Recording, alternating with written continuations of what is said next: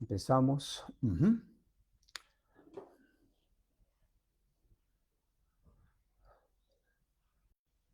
Bueno, ya estamos. Bueno, hola, ¿qué tal? Desde el Centro de Investigación y Estudios Filosóficos, seguimos en este caso, política.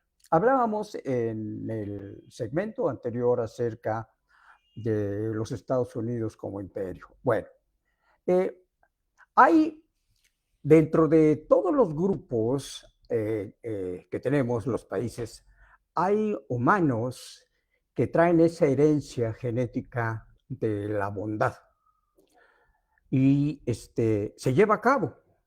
Tan así es, por ejemplo, que ahorita en Estados Unidos tiene una matrícula de estudiantes chinos de 265,000 y pico. ¿De qué estamos hablando entonces? Hay estudiantes chinos ahorita en las universidades estadounidenses. Dices, bueno, ¿qué pasa?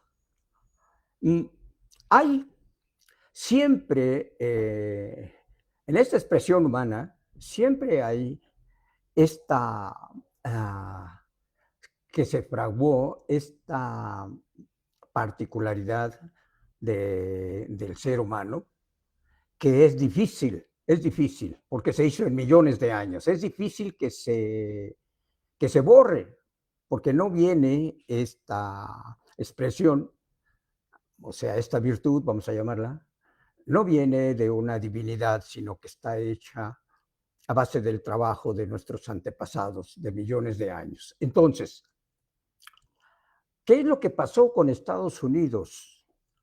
Eh, Unos dicen que la seguridad de Estados Unidos era hasta el cono sur, que estamos hablando de Chile y Argentina. Un miedo, un temor, por un lado, y por otro lado, sí una justificación para grupos de individuos abusar, vamos a decir esto, del grupo humano, de la raza humana. Y estas dos, vamos a decir, actitudes se están dando, se estuvieron dando. Prueba de ello, de alguna manera Estados Unidos ayuda a China, como sigue este intercambio humano actualmente, con todo y que se propague de que la guerra entre China y Estados Unidos se dé, hay está todavía intercambio con Rusia también en la Segunda Guerra Mundial hay una ayuda a los rusos por parte de Estados Unidos.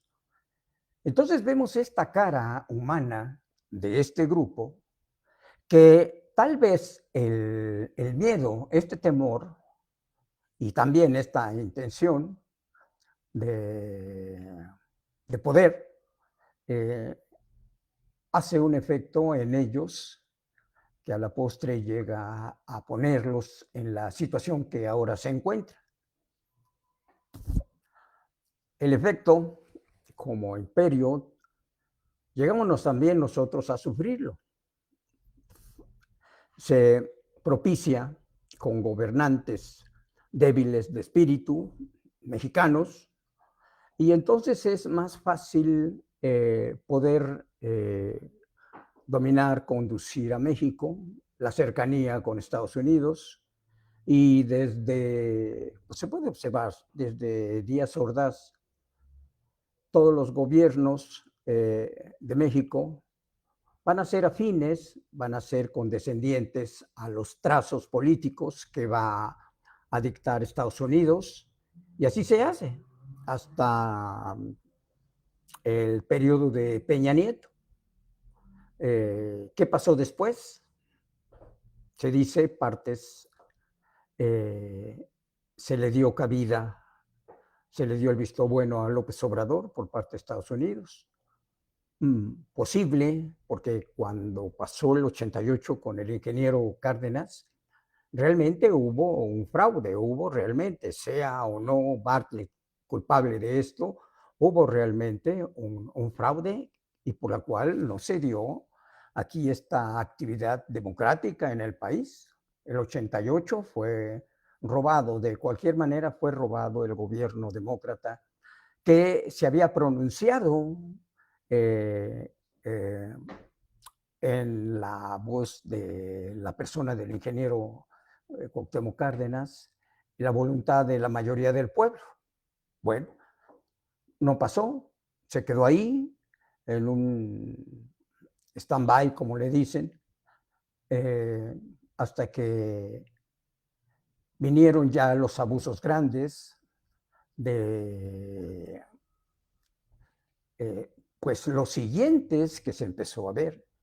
Estados Unidos había dado el visto bueno de la ingobernabilidad para México. Era una supuesta administración pública, pero que no atendía realmente al pueblo. Fue realmente un año, yo lo veo así, de desgobierno. Salinas de Gortari llega y empiezan a desmantelar el país. Muchos de estos son préstamos a fondo perdido, que cuando se da esto a fondo perdido quiere decir que la posibilidad de no pagar ese préstamo, pues ahí está. Fue el caso de Teléfonos de México, Altos Hornos de México, y fueron otros más que fueron desmembrando lo que se había construido desde Salinas de Gortari. Continuó Cedillo. Los ferrocarriles se habían construido 100 años atrás. Muchos de estos supuestos defensores de el medio climático y todo esto, pues no tenían idea de que el ferrocarril que se iba a construir, lo que hizo López Obrador, ya estaban trazadas vías. Era nada más un cambio, lo que es, y pues acondicionar el camino, porque el camino ya estaba trazado. Desde México, capital, hasta Mérida subía, y después hacia abajo, hacia Chiapas, hasta Tapachula. Yo llegué a viajar hasta Tapachula y parte de llegar a Mérida. Estamos hablando de 1962, 63, 65, 66. Estamos hablando en esa época en las cuales yo viajé y conocí. O sea, el trazo ya de ferrocarriles estaba hecho. ¿Qué se hace? También lo regalan, porque no fue otra cosa, lo privatizan. Todos esos fondos no se obtienen, no van dirigidos a las arcas del Estado, del país, como riqueza de la nación, no se da. Vienen después los gobernantes del PAN, que no traían administración. Ellos no gobernaron en realidad. No tenían personas capacitadas, no las tenían. Ni Fox ni Calderón tenían. Se quedan en los puestos, en la mayoría, se quedan la administración priista.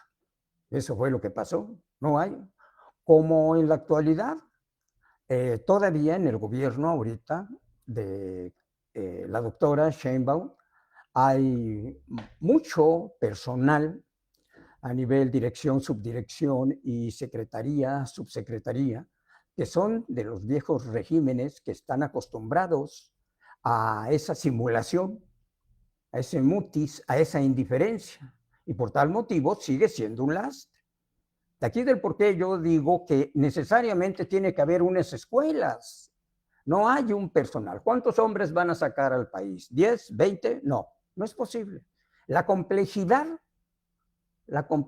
del Estado mexicano, como otros estados, requiere una cantidad de personas o de personal bastante grande, que estén capacitados, que tengan una conciencia, una identidad mexicana, una identidad de la nación, y que eso sea el motor que los mueva a llevar a cabo el trabajo. Entonces, estamos hablando de una cantidad de la administración pública con la ideología anterior, 20, 30, 40 mil o 50 mil personas, que es lo que se necesita en el país. Si estas personas no quieren cambiar, Es necesario que se den estas escuelas para que se cambien toda la administración pública, ¿sí? Principalmente la de mandos. Eso es lo que necesitamos. Si no, este país, ya nosotros ya somos un país complejo, somos un país grande, no somos un país bananero.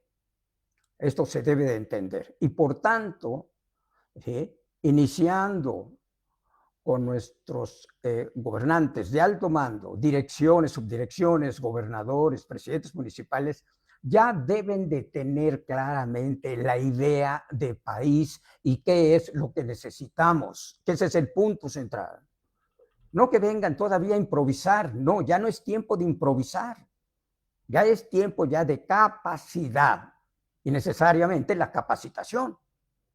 Entonces, ¿qué tenemos? Escuelas. Esto es un lastre actualmente en el país. Efecto no de este gobierno, que quede bien claro. Muchos empezaron a ser analistas políticos desde que la Cuarta Transformación se posesionó en el gobierno, democráticamente. Entonces, en esta ignorancia es lo que tenemos grandes individuos, pero realmente con un resentimiento inconsciente de que los estuvieron engañando durante 50 años. La propaganda de los medios, todos los jilgueros, les taparon la boca con dinero. Eso fue, y se callaron. Desde Jacobo Zabludowski, yo lo oí, después vino Dóriga y vinieron todos hasta la fecha. Sí, les están tapando la boca con dinero para estar en contra, para estar criticando. Bueno, ¿cuándo criticaron a su gobierno? ¿Cuándo hicieron críticas? Nunca hicieron críticas a fondo. Hubo tan solo por ahí jocosamente dicho Chili, que es el que lo hace, pero no es una crítica seria, es burlona y por tanto jactanciosa y por tanto no va a ningún lado. Necesitamos realmente una crítica y del gobierno también, de Claudia Sheinbaum ahorita y de López Obrador también. Pero lo que necesitamos, primeramente, es una capacitación, punto otra vez ahí, de la administración pública, para empezar, para que esto ocurra y se dé. Se encuentran todavía que, fíjense, la complejidad de la administración pública, se hacían pasar unos delincuentes por comandantes de la Marina. Estuvieron funcionando, parece que 8 meses. ¿Quién se dio cuenta de ello? Los niveles de rangos arriba. ¿Se callaron? Se callaron. ¿Por qué? Porque es el mismo pensar. Y eso no sirve al país. Ahora, decía alguien, no estamos en una crisis. No, no estamos en una crisis, pero sí estamos en una situación delicada, que si no la atendemos, se puede convertir en una crisis. Eso sí. Entonces, pues hay que ser más serios. Hay que aplicar la ley, el reglamento. No se va a matar a nadie, no, en absoluto. Ni al mismo demonio se le desea la muerte. No, pero sí se tiene que poner en su lugar a cada quien, el que esté incitando. A cada quien, el que quiera bailar, como se dice, ¿sí? Su son, pues hay que darle su son y que lo baile a ese ritmo, ¿sí? Pero con esa seriedad, darle su lugar a cada quien y no dejar que se siga manejando esto, porque se sigue manejando esto todavía. A ver si pega, como dicen, ¿sí? Es chicle y a ver si pega. Ahora los delincuentes llaman a la honestidad, dicen que son honestos. El mentiroso dice que no, que dice puras verdades. Y estamos ahorita en este mundo porque se está dando esta facilidad a que sigan, ¿cómo se puede decir? Incentivando, ¿sí? Para que se vuelva otra vez a lo anterior, al gobierno anterior. Bueno, ¿qué pasó con Estados Unidos? ¿Qué hizo y dejó que López Obrador? Yo así lo creo. Puedo estar en un error, pero estoy leyendo. Yo así lo creo. ¿Qué es lo que vio Estados Unidos para dejar a López Obrador al gobierno? Que Los anteriores gobiernos se excedieron. No tan solo no dejaron que creciera el país, sino que llegaron a tal punto de regalar casi todo el país. No querían este gobierno estadounidense, el anterior, claro. No los estadounidenses, los ciudadanos. Estamos hablando de una élite, tan solo de un grupo que siguen con esta idea y están todavía con esta idea de dominar el planeta. No va a ser posible. Ya se dio. Ya hay fuerzas casi iguales, pero ya hay varias fuerzas de las cuales Estados Unidos no va a vencer. Y otra de las cosas, los rusos comprendieron perfectamente bien qué era la radioactividad, qué era la energía nuclear, qué eran las bombas atómicas. Lo comprendieron perfectamente bien cuando en el 84, lo de Chernobyl, ahí accidentalmente, lo que ustedes quieran, deficiencia, lo que sean, les explotan dos plantas nucleares y todo el efecto que da en Chernobyl. Los años, y hasta la fecha todavía, lugares radioactivos, y fácilmente murieron conscientes, porque el espíritu ruso es grande en ese sentido. Tienen una identidad nacional, los rusos, tremenda. Fácil han de haber muerto en solucionar el problema de las plantas, de taparlas, de meterle hormigón abajo de las plantas para que no se filtrara en el subsuelo la radiación, e hicieron, hagan de cuenta, un cascarón. Y en este hacer del cascarón, fácil murieron 40,000 ciudadanos rusos, con toda la conciencia, sabían que iban a morir, sabían que se iban ellos a contaminar de la radioactividad, y aún así dijeron la patria. El eslogan tal vez trivial, la patria es primero, pero es verdad. Entonces, Morelos parece que lo dijo, uno de nuestros grandes hombres. Entonces, ellos saben perfectamente bien lo que es una guerra nuclear. Muchos estadounidenses, no ciudadanos, sino de los que están en el gobierno, jóvenes tal vez de 50 años, tal vez de 60 años, que no saben de esto, que cuando fue el 84, pues eran niños. Cuando pasa lo del 80, eran niños. Ya Carl Sagan ya había muerto también. Él también hizo una predicción y les dijo a los estadounidenses, Carl Sagan es estadounidense, les dijo, una guerra nuclear no hay vencidos ni vencedores. Hay oscuridad y frío. Esas son las dos primeras causas de la radiación, de un desencadenamiento nuclear. Es lo que produce oscuridad y frío. Bueno, entonces, en este sentido, por un lado tenemos el efecto negativo de Estados Unidos hacia otros países, como el de nosotros, parte, no todo, pero aquí vino otro viso. Dijo, ¿quién va? Si sigue yendo el PAN, con los dos anteriores gobiernos que había pasado, de Calderón y de Fox, que fueron el desastre, si dejamos que venga otro candidato de ellos, va a acabar por completo el país y no va a ser un problema de México, sino va a ser un problema también de nosotros. Por eso dejaron que llegara López Obrador. Y esa fue una de las causas. Bueno, convenientemente para ellos fue eso. Ahora, convenientemente para nosotros, sí. Muchos de nosotros hubiéramos muerto. Yo no tengo pensión. Muchos de nosotros hubiéramos muerto si hubiera llegado un candidato del PAN o del PRI al gobierno. Así, sin redactar todo un documento de sus acciones, pero, miren, cuando un campo de trabajo es predecible, se convierte en un campo científico. Ya la sociología ya tiene ese nombre, porque la sociología ya es predecible. Hay posibilidades de que aparezcan como algo concreto. Entonces, sí, ¿qué hubiera pasado con estos incapaces del PRIAN, con estos gobiernos del PRI?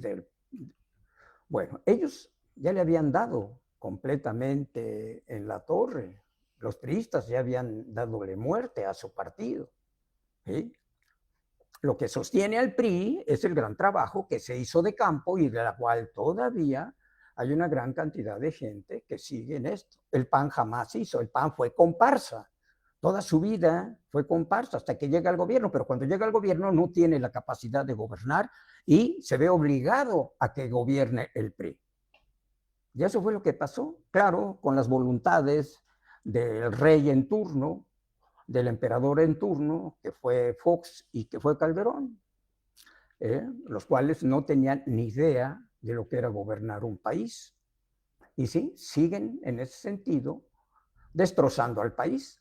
Llega Peña Nieto después, se da cuenta la gente, votan, nos regresamos, pero nos regresamos, va a ser lo mismo, con Peña Nieto sigue lo mismo. Hasta que realmente se observa y se ve y dice, pues no, ya no, esto no puede seguir destrozándose. México no puede seguir. Y eso fue, según yo, por el cual una de las cosas, claro, el pueblo ya había hablado, desde el 88 el pueblo habló con Cuauhtémoc Cárdenas, pero no se le hizo caso, ¿sí? Se le, ¿cómo se dice? Se le obstruyó su voluntad, ¿sí? Se le mintió y se le hizo trampa al pueblo en el 88. Pero bueno, siguió el movimiento, que hasta la fecha sigue siendo un movimiento. Es una de las cosas que yo no me explico por qué Morena, en su lapso que tiene de vida, estamos hablando del 13, del 12, cuando se hace Morena, no hicieron, en este caso, proselitismo, un buen proselitismo ideológico. Entonces, esa fue una de las cosas de Estados Unidos y una de las cosas que podemos nosotros reflexionar. Y sigo, y ahí está el comprobante de que necesariamente tenemos que vivir en el bien y en el bien común. Que todos, la mayoría, participen de este bienestar, de este bien común. Y también, desgraciadamente, lo que nos toca a nosotros, México, es ponernos a trabajar. Quitarnos, y esto hay que recordarlos, quitarnos esa herencia española, esa ideología, por decirlo así, o este pensar de la mayoría de los españoles que vinieron, que se cruzaron con nuestras madres mexicas, eran filibusteros. Como decía, y no va a ser grosería lo que voy a decir aquí, sino que estoy pensando en una analogía con que hace cuando en el libro de John Milton, el ángel caído empieza a revisar a sus huestes, empieza a ver quiénes lo habían seguido en el pleito contra Dios. Y va viendo quién es y llega un ángel y le dice, ¿quién eres tú? Y el ángel le dice, yo soy destrucción. Y le dice el ángel, ¿cómo te llamas? Destrucción. Bien. Muchos no se quitan esa ontología de ser y nacen para destruir. Y esto es lo que los podemos llamar. Y un sinónimo, en este caso, que en México se da mucho, que es sobre la chingada. Entonces, estos son hijos de la chingada. Estos son hijos de la destrucción. El profesor, el doctor Eli de Gortari, ocupaba adjetivos, decía, con ellos podemos perfectamente bien imaginarnos más la idea. No es insulto, no, para nada, no insultar. Es un adjetivo calificativo. Y esto es lo que son. Un individuo que destruye, ¿cómo se le puede llamar? Y esto es. Necesitamos reflexionar más sobre nuestro ser, nuestra ontología. ¿Qué somos? ¿Qué queremos ser? ¿Qué queremos hacer? ¿Qué debemos hacer? Ese es el punto central de México, en nosotros. No la flojera, no el ahí se va, filibustero, no. Lo que debemos hacer, ese es el punto central de aquí. Y si necesitamos educarnos, tenemos que educarnos. Si tenemos que aprender, vamos a aprender. No tenemos otra salida, materialmente hablando. No tenemos otra salida más que eso. Esa es, y para iniciar, tenemos que ver claramente nuestra identidad mexicana, un nacionalismo, no fundamentalista, un nacionalismo. Queremos que amemos a nuestra patria. Y para empezar, les voy a dar un dato. Nuestra filosofía náhuatl es grande. No vamos a decir sistemáticamente, pero es grande en su profundidad. Ya lo había yo dicho, pero lo vuelvo a repetir. Y desde ahí tenemos nosotros que partir. Cuando llegan los españoles, nosotros somos un país de limpieza, somos limpios nosotros. Nosotros nos bañamos diario, nos bañábamos diario. Mientras en Europa se bañaban tal vez los más pobres, circunstancialmente en las lluvias les pegaba, pero no llegaban a bañarse en su vida. Los de Palacio se bañaban cada mes o cada 2 meses. Olían, olvídense, ¿sí? Europa no tenía ¿cómo se llama esto? Sistema hidráulico, no lo tenían, de alcantarillado de esto, no tenían un sistema, ¿sí? Nosotros sí teníamos un sistema. Vean lo que es la ciudad de México, Tenochtitlan, y van a ver lo que es ya tener, ¿sí? Bueno, entonces, quedamos en esto, lo bueno y lo malo, ¿sí? Y aquí está. Tenemos que seguir sobre eso. De alguna manera, poner por ahí lo malo y lo bueno usarlo, utilizarlo, ¿sí? Bueno, que estén bien.